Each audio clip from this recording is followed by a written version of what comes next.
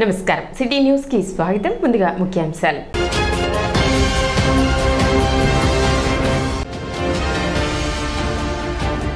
తెనాలి పర్యటనలో భాగంగా municipal dump yard Pedaravuru Jagananna layout ను పరిశీలించిన కలెక్టర్ నాగలక్ష్మి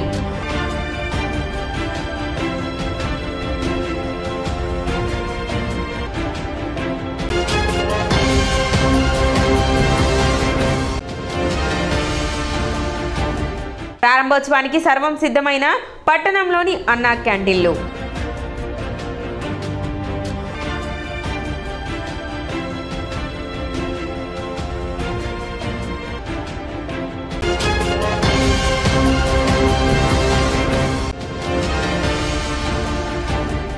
కొల్లిపరలో ఇసుక రీచ్లను పరిశీలించిన జిల్లా కలెక్టర్ నాగలక్ష్మి అక్రమాలకు పాల్పడితే కఠిన చర్యలు ఉంటాయని హెచ్చరిక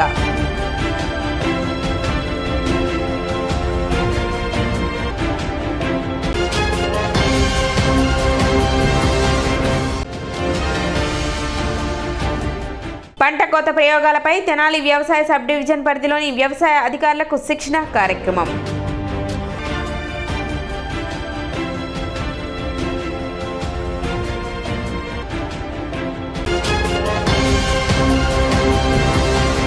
తెనాలిలో గుంటూరు జిల్లా కలెక్టర్ నాగలక్ష్మి మంగళవారం పర్యటించారు. తొలుత బురిపాలెం రోడ్లోని డంపింగ్ యార్డ్ ను పరిశీలించారు. డంప్ యార్డ్ తరలింపుపై ఇటీవల కేంద్ర మంత్రి పెమ్మసాని ఆదేశాలు జారీ చేయడంతో కలెక్టర్ నాగలక్ష్మి పరిశీలించారు. చెత్త తరలింపు సాధ్యాసాధ్యాలపై ఆరా తీశారు. ఫిఫ్త్ ఫైనాన్స్ నిధులు రావడం లేదా అంటూ అధికారులను ప్రశ్నించారు. వచ్చే నిధుల కంటే ఖర్చు అధికంగా అవుతుందని అధికారులు కలెక్టర్ దృష్టికి తీసుకువచ్చారు.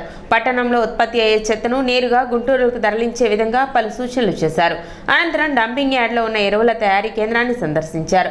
రోజువారీ ఎంత ఆదాయం వస్తుందని నిర్వాహకులను అడిగి తెలుసుకున్నారు. అనంతరం పెదరావూరు జగనన్న లేఅవుట్ ను పరిశీలించారు. జగనన్న కాలనీ వాసులు పలు సమస్యలు కలెక్టర్ దృష్టికి తీసుకువచ్చారు. రోడ్లు డ్రైనేజీలు లేక తీవ్ర ఇబ్బందులకు గురవుతున్నామని ఆవేదన వ్యక్తం చేశారు.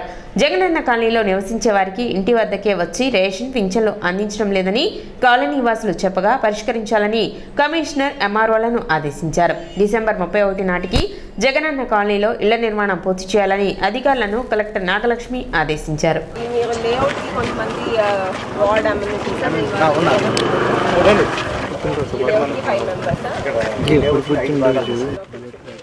ఇప్పుడు ఆప్షన్ 3లో ఉన్న వాటిలో ఆర్సీలో ఎన్ని ఉన్నాయి? ఆర్లో ఇప్పుడు వాళ్ళు చెప్పిన దాన్ని బట్టి అది చేస్తేనే మీకు ఓన్లీ కంప్లీషన్ ఒకటే వస్తుంది. స్టేజ్ కన్వర్షన్ ఏమీ వచ్చేటట్టు కనిపించట్లేదు. తర్వాత ఇది మనకి బ్రిక్స్ అవన్నీ ఇక్కడ నియర్ బై ఎక్కడి నుంచి తెచ్చుకుంటారు క్యాల్కులేట్ చేసుకోవాలి కదా, ఎన్ని బ్రిక్స్ కావాలి. చిన్న చిన్న రిపేర్ చేసుకుంటే బోర్లు పనిచేస్తాయి. కాంట్రాక్ట్లు పనిచేసుకోవడానికి కానీ క్యూరింగ్ చేసుకోవడానికి కానీ అవకాశం. టెంపరీగా మీరన్నా చూడొచ్చు కదా, అట్లీస్ట్ వాళ్ళు చేసే వాళ్ళ వరకు అన్నా. అండ్ పిఎస్ వాళ్ళు చేస్తాం అంటే ఎంత అవుతుంది? ఎందుకంటే మేము అక్కడైతే జస్ట్ ఇప్పుడు మీరు ఆప్షన్ 3 ఎవరు చేస్తున్నారు, బోర్ ఒకసారి రిపేర్ చేస్తే హ్యాండ్ ఓవర్ కూడా వాళ్ళకి చేస్తుంది. అతనే లాక్ పెట్టుకుంటాడు. ప్యానెల్ బోర్డ్స్ ఏది కూడా మిస్ కాకుండా వాళ్ళే ఆపరేట్ చేసి వాళ్ళే ఇది చేసుకునేలాగా చూడండి. అంటే అట్లీస్ట్ వాళ్ళ ఏజెన్సీ ఎవరైతే స్టార్ట్ చేస్తున్నారో 1 by 1 ఇప్పుడు మీకు ఇక్కడ ఎంతమంది చేస్తున్నారు? 5. సో 5 వరకు అన్నా ఏ బోర్లో ఈల్డ్ బాగా వస్తుందో అంతవరకు అన్నా చేసి, ఇప్పుడు 3 ఎలాగో పని చేస్తున్నట్టు ఇంకా 1 or 2 రిపేర్ చేసి ఇచ్చేస్తున్నారు. ఇక్కడ ఉంటున్నారు మీరు అంటే వేసారా స్ట్రీట్ లైట్స్?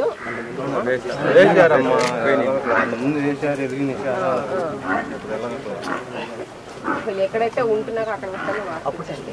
స్ట్రీట్ లైటింగ్ ఎవరు చేస్తారు? పిఎస్ వాళ్ళు ఎవరు చేస్తారు?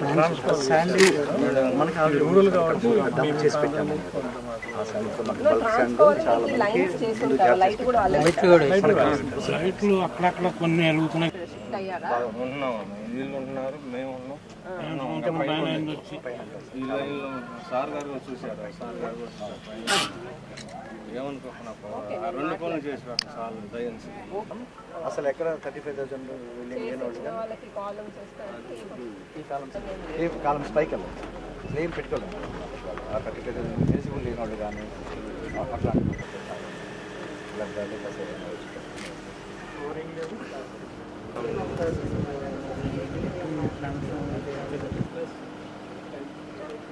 జనాలు కానీ పెదరావులు కానీ తీసుకోవాల్సి వస్తుంది. ఎవరన్నా వాళ్ళు ఉంటారు. పెన్షన్ ఇంటికి కదా రమ్మని చెప్పాము. వెహికల్ కూడా వస్తుంది కదా. ఇంకేం రావట్లేదు.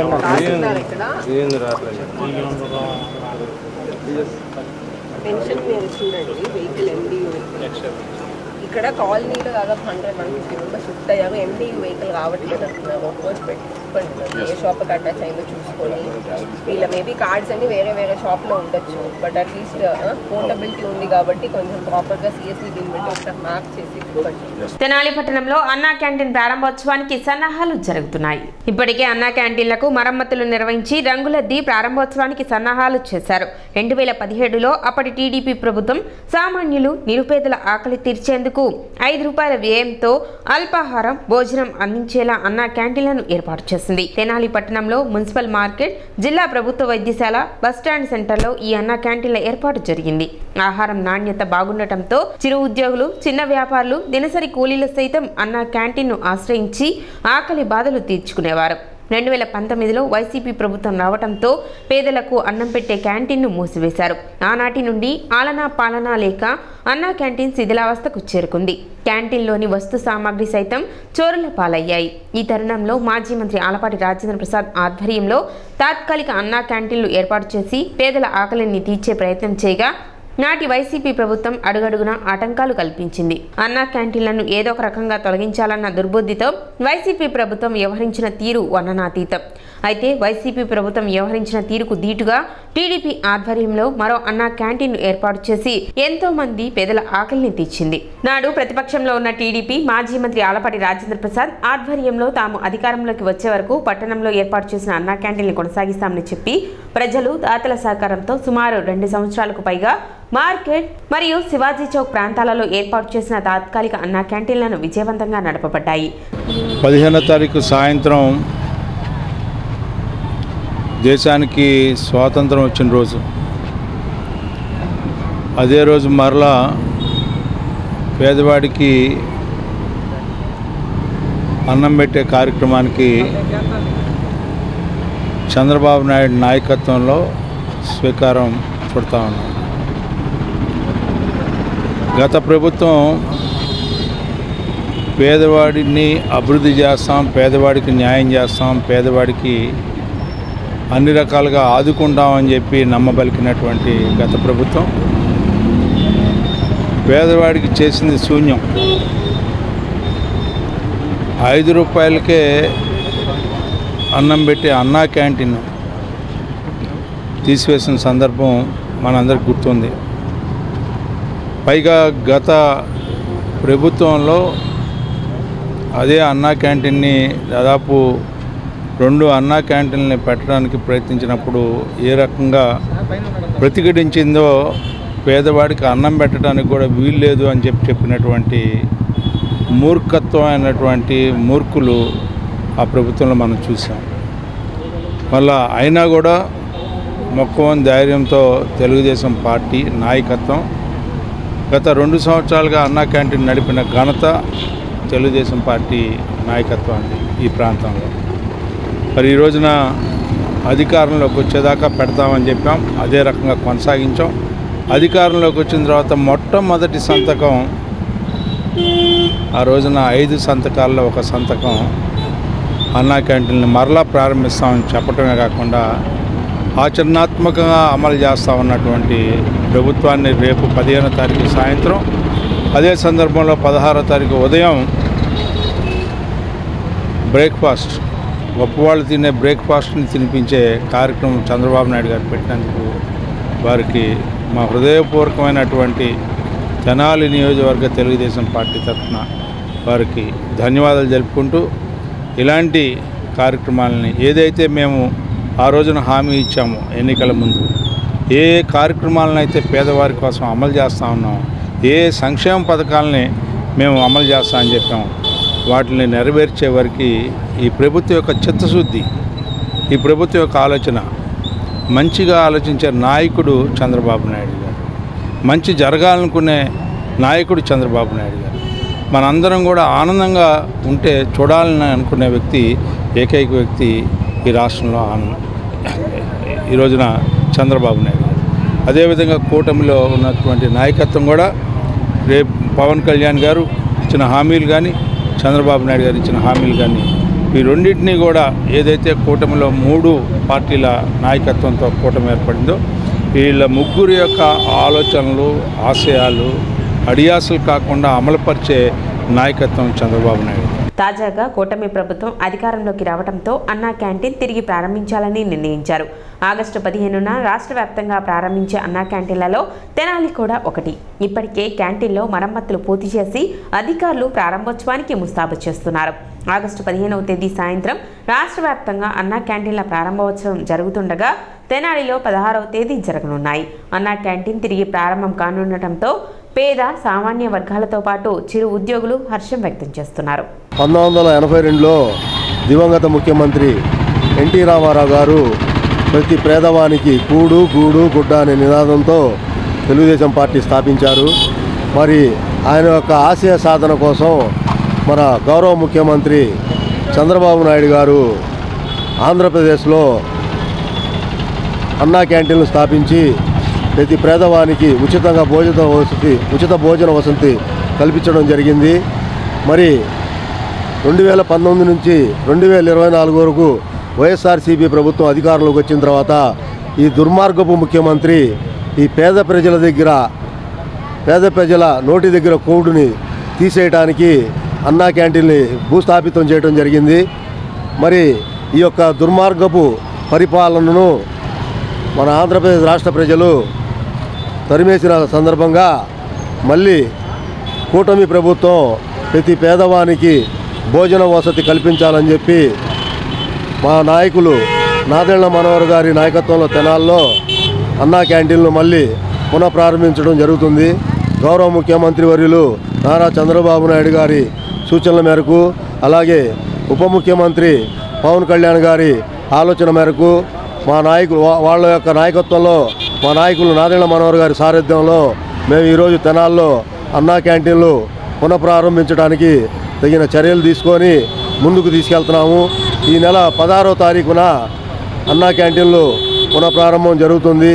మంగళగిరి వైద్య ఆరోగ్య శాఖ ఆధ్వర్యంలో ఏపీఐఐసి భవనంలో వైద్య శాఖకు సంబంధించి రివ్యూ మీటింగ్ జరిగింది. ఈ సమావేశానికి ముఖ్య అతిథిగా వైద్య ఆరోగ్య శాఖ మంత్రి సత్యకుమార్, ప్రిన్సిపల్ సెక్రటరీ కృష్ణబాబు, పలువురు అధికారులు పాల్గొన్నారు. ప్రభుత్వ ఆసుపత్రిలో ఇన్ అవుట్ పేషెంట్లకు వారికి గతంలో ఉన్నదానికంటే మెరుగైన వైద్యం అందించేందుకు తీసుకోవాల్సిన పలు అంశాలపై సమీక్ష జరిపారు.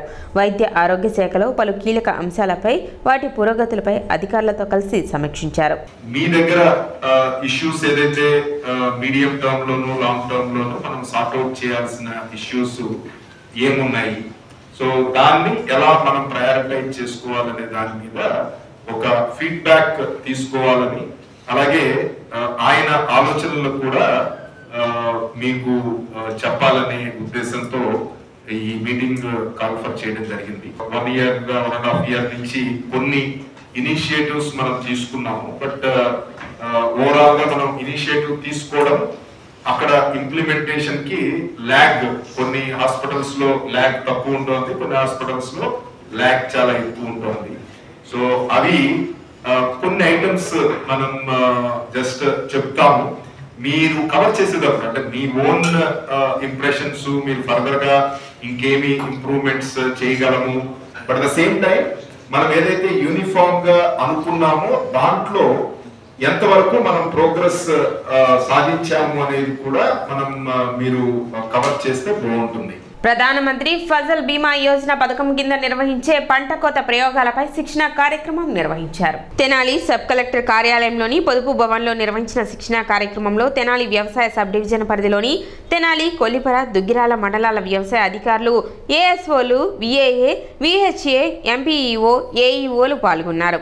ఈ సందర్భంగా తెనాలి ఏడీఏ ఉషారాణి మాట్లాడుతూ ఈ పంట కోత ప్రయోగాలు వరి పంటపై ప్రతి రెవెన్యూ గ్రామానికి 4 ప్రయోగాలు నిర్వహిస్తామని, ఈ పంట ప్రయోగాలలో వచ్చిన దిగుబడులు ఆధారంగా ఆ గ్రామ సరాసరి నిర్వహిస్తామని, గత 5 సంవత్సరాల సరాసరి దిగుబడులతో పోల్చి తక్కువగా ఉంటే రైతులకు ఇన్సూరెన్స్ ఇస్తామని, ఇంత ప్రాముఖ్యత గల పంట కోత ప్రయోగాల గురించి ప్రతి ఒక్కరూ జాగ్రత్తగా వ్యవహరించాలని తెలిపారు. కార్యక్రమంలో కొల్లిపర ఏఎస్ఓ టి మనోహర్ రెడ్డి, తెనాలి ఏవో ప్రేమ్ సాగర్ తదితరులు పాల్గొన్నారు. ఈరోజు మన 3 మండలాల్లో ఉన్నటువంటి ఆర్ఎస్కే సిబ్బంది కంటే విఏలకు అలాగే ఏఈఓలకు ఎంపీఓలకు మన 3 మండలాల్లో ఉన్నటువంటి ఈ సిబ్బంది అందరికీ ఇక్కడ మనం క్రాప్ కటింగ్ ఎక్విప్మెంట్ మీద ట్రైనింగ్ కార్యక్రమాన్ని నిర్వహిస్తున్నాము. పంట కోత ప్రయోగములు అంటే మనకి ఖరీఫ్లో అలాగే రబీలో మరి పంట కోత ప్రయోగాలు చేయవలసిన అవసరం ఉంది. దాని మీద మన 3 మండలాల్లో ఉన్నటువంటి అసిస్టెంట్ స్టాటిస్టికల్ ఆఫీసర్స్ అయిన వారు వచ్చి వీరికి మరి మన ఫీల్డ్ సిబ్బందికి ట్రైనింగ్ కార్యక్రమం ఇవ్వటం జరిగింది. కనుక మరి ఈ పంట కోత ప్రయోగం అనేది మనకి చాలా ప్రాముఖ్యమైనటువంటి విషయం కాబట్టి తప్పనిసరిగా రైతులు కూడా దీనికి సహకరించవలసిందిగా కోరుకుంటున్నాము. ఇప్పుడు ఒక చిన్న విరామం.